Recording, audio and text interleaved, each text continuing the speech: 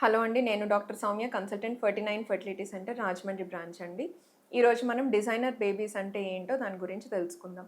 మనకి అవైలబిలిటీలో ఉన్న ఇన్వెస్టిగేషన్స్ అయితే గనక జీన్ టెస్టింగ్ ఆర్ జెనెటిక్ టెస్టింగ్‌లో ఏంటి అన్నట్లయితే గనక ఇప్పుడున్న ఏదైనా గనక పేరెంట్స్‌లో క్రోమోసోమల్ అబ్నార్మాలిటీస్ కానీ, సింగిల్ జీన్ డిజార్డర్స్ కానీ ఇటువంటివి ఏమైనా ఉన్నా అది నెక్స్ట్ జనరేషన్‌కి క్యారీ ఫార్వర్డ్ అవుతుందా లేదా అని తెలుసుకోవడానికి మనకి జెనెటిక్ టెస్టింగ్ అన్నది చాలా సహకరిస్తుందండి.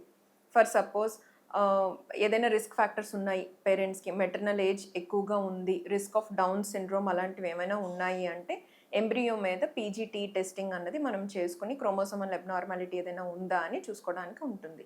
లేదు అనంటే పేరెంట్స్ ఇద్దరిలో ఇదివరకు ఎవరికైనా గనక సింగిల్ జీన్ డిసార్డర్స్ కానీ, థాలసీమియాస్ కానీ, లేదు అనంటే హంటింగ్టన్స్ డిసీజ్ కానీ, సిస్టిక్ ఫైబ్రోసిస్ కానీ ఇటువంటివి ఉన్నాయి. నెక్స్ట్ జనరేషన్‌లో అవి క్యారీ అవుతాయా లేదా అని ఎంబ్రియోని మనం టెస్ట్ చేయొచ్చనమాట. ఈ జీన్ టెస్టింగ్ అనేది ఎలా జరుగుతుందంటే మనకి డే 5 బ్లాస్టోసిస్ట్ అనేది తయారవుతుంది. మనం ఎగ్ అండ్ స్పెర్మ్ ఫెర్టిలైజ్ చేసిన తర్వాత 5 డేస్ మనం ల్యాబ్‌లో గ్రో చేసేటప్పుడు at the end of the 5th day వచ్చే ఎంబ్రియోని బ్లాస్టోసిస్ట్ అని అంటాం. ఈ బ్లాస్టోసిస్ట్‌లో నంబర్ ఆఫ్ సెల్స్ ఉంటాయి. హండ్రెడ్స్ ఆఫ్ సెల్స్ ఉంటాయన్నమాట.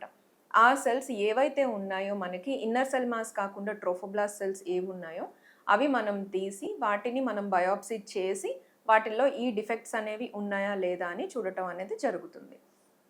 ఇందులో దీనివల్ల ఏంటి అనంటే మనం డైరెక్ట్‌గా ఎంబ్రియోకి ఏదైతే గనక బేబీ ఇన్ ఫ్యూచర్ గ్రో అవుతుందో అది ఇన్నర్ సెల్ మాస్ నుంచి గ్రో అవుతుందనమాట.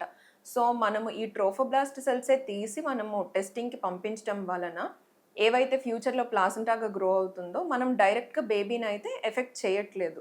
సో, దీనిలో మనకి డిసడ్వాంటేజెస్ అనేవి ఏమీ ఉండవు. మోస్ట్ ఆఫ్ ద టైమ్స్ మనకి లైక్ మోస్ట్‌లీ డయాగ్నోసిస్ ఏంటి అన్నది పీజీటీలో తెలిసిపోతుందనమాట. Inner cell mass is a reflection of the trophoblastic cells DNA సిమిలర్‌గానే ఉంటుంది గనుక మనం చేసే ఇన్వెస్టిగేషన్స్‌లో ఎటువంటి క్రోమోసోమల్ అబ్నార్మాలిటీస్ ఉన్నా ఈజీగా తెలిసిపోతుంది.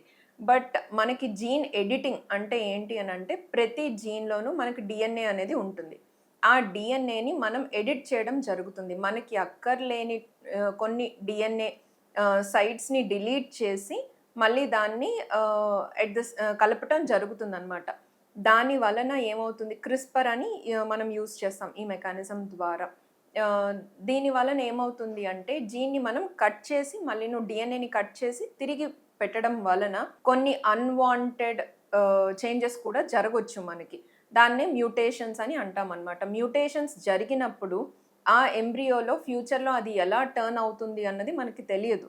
సో, మనకి ఇప్పుడు ఉన్న అవైలబుల్‌గా ఉన్న జీన్ టెస్టింగ్ అన్నది సేఫ్ కానీ, జీన్ ఎడిటింగ్ అన్నది సేఫ్ కాదు. అంటే సో కాల్డ్ ఈ డిజైనర్ బేబీస్ ఏవని అంటున్నామో అది only for testing. So called diseases ఉన్నాయా లేవా డయాగ్నోస్ చేసి హెల్తీ ఎంబ్రియోని ట్రాన్స్‌ఫర్ చేసుకోవడం అన్నది కరెక్ట్. బట్ జీన్ ఎడిటింగ్ చేసుకొని మనకి నచ్చిన సెలెక్టివ్‌గా ఏదైనా గనక క్వాలిటీ ఇన్సర్ట్ చేయడం గానీ, డిలీట్ చేయడం గానీ చేయటం అన్నది it is not right thing. At the same time it is still at the level of experimentation స్టేజ్‌లోనే ఉంది. ఇది ఇంకాను ప్రూవెన్ స్టడీస్ అయితే మనకి లేవు. దీనివల్ల మనకి ఎగ్జాక్ట్‌గా కావాలనుకునే చేంజ్ వస్తుందా లేదా అన్నది కూడా మనకి తెలీదు. ఇఫ్ అట్ ఆల్ ఏమైనా మ్యూటేషన్స్‌లో ల్యాండ్ అయినప్పుడు we have to lose the child అనమాట. అందుకని gene testing is good. But gene editing is not good. ఇదండి. Thank you.